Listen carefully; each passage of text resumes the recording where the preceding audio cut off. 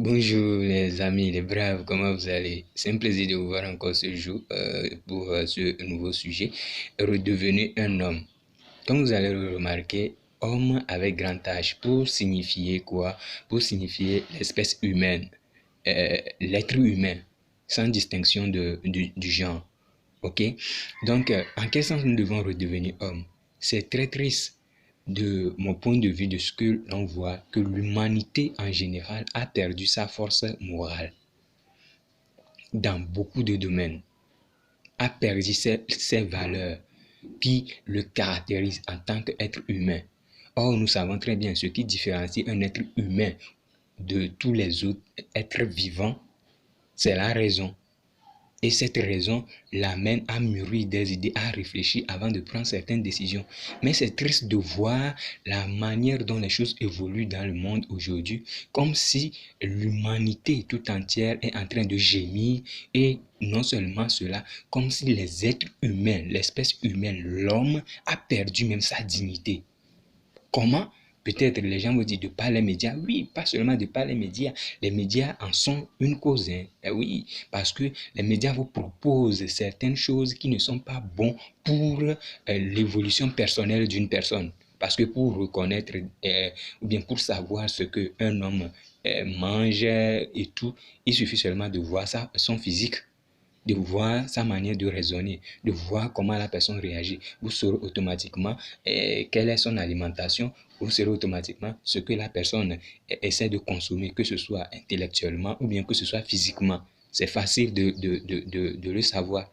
Vous le savez très bien, les recherches scientifiques l'ont démontré. Donc c'est très triste de remarquer cela.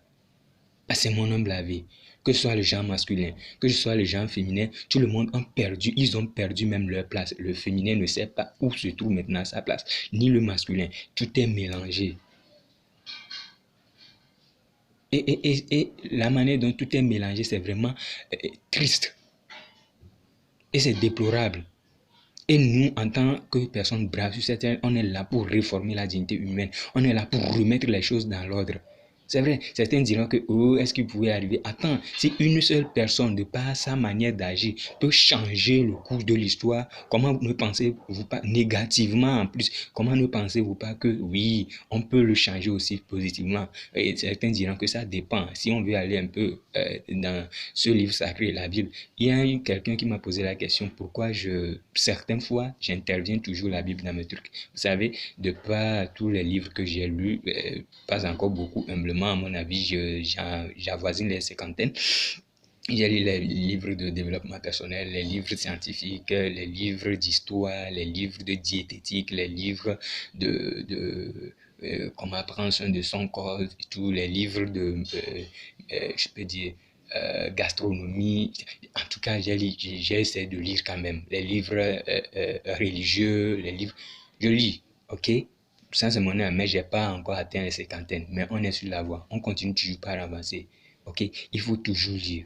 Et cela, lorsqu'il m'a posé la personne m'a posé la question là, c'est sur moi, ça m'a rappelé lorsque on avait débuté le master 1 il y a de cela quelques années et avec on faisait un cours avec l'honorable député Madame Anaté sur la technique de communication et il avait posé la question que tout le monde, bien chacun doit présenter un objet qui lui est précieux. Bon, moi, quel objet qui m'est précieux? C'est la Bible. Ok, le jour arriva et puis voilà, elle désignait, elle m'a désigné comme ça, pouf, de venir présenter. J'étais perplexe, comment faire, quoi faire, parce que je ne m'étais même pas préparé. Ok, en même temps, je suis allé et puis j'ai commencé, ah oui, avec la Bible. En fin de compte, c'est la Bible, oui, c'est la Bible mon objet préféré, parce que de tous les livres que j'ai lus, quel que soit le développement personnel et tout, c'est ma réponse que je leur ai donnée. Certains même de mes abonnés, euh, on a fait ensemble le M1 ce temps-là, ils vont se rappeler. Ok? Donc, c'est un peu ça. Parce que quel que soit le livre que vous allez lire, en tout cas, tous les conseils pour moi, lorsque j'ai lu, parcouru la Bible, se trouvent dans la Bible. Tout, tout, tout, tout. Même il y a un livre, est-ce que je l'ai apporté de main ici? Non, je l'ai déjà mis dans mon sac. Le livre est intitulé The Power of Hope. C'est en anglais, ok?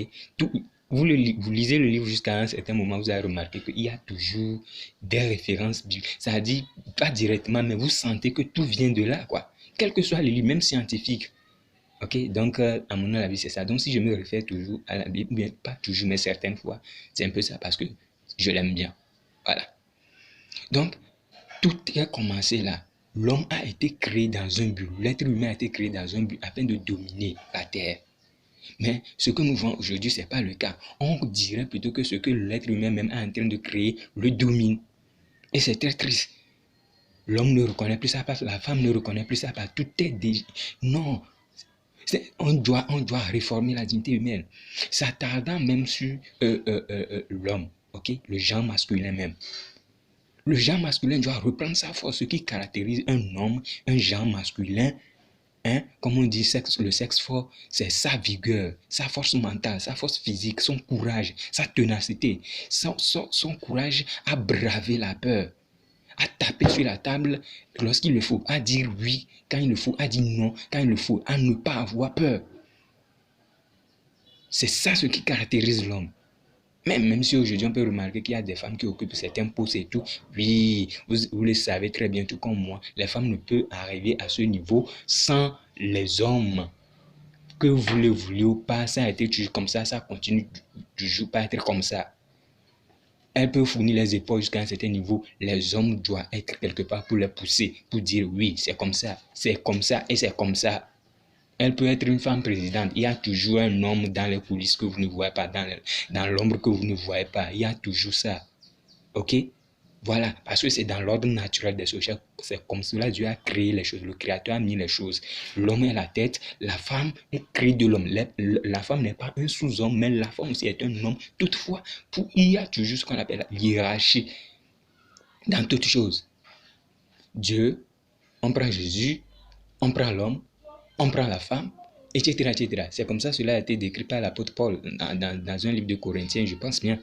Donc, ça a été toujours le cas, ça va continuer toujours pas être comme ça. Les choses ne peuvent jamais changer. Donc, il faut le comprendre et le garder dans votre tête. Les hommes doivent redevenir hommes. J'ai lu un truc sur la page Facebook l'autre fois où une dame qui l'a posté disant que c'est triste de voir aujourd'hui que les hommes ne sont plus hommes.